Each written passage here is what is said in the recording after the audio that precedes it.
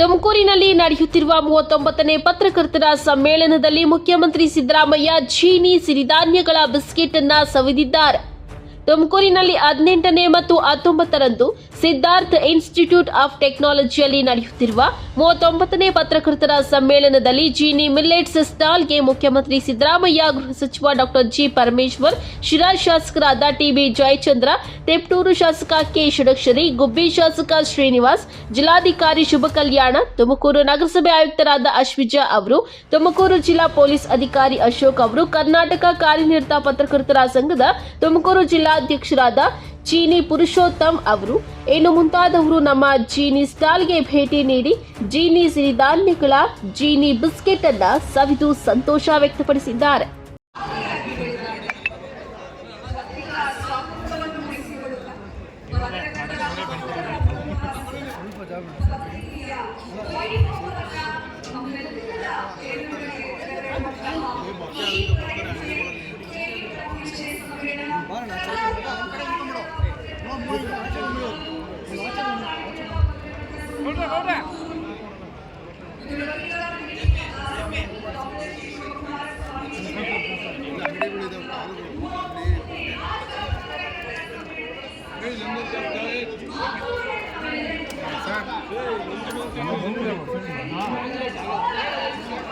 ಕೃಷ್ಣಪ್ಪ ಬಂದ್ಬಿಡಿ ಇಲ್ಲಿಗೆ. ಕೃಷ್ಣಪ್ಪ ದಿಲೀಪ್ ಅಲ್ಲದ ದಿಲೀಪ್ ಅವರಲ್ಲಿ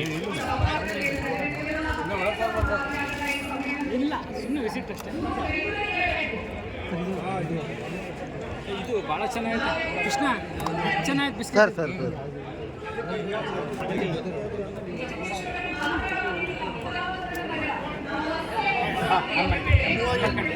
ಕಟ್ ಮಾಡ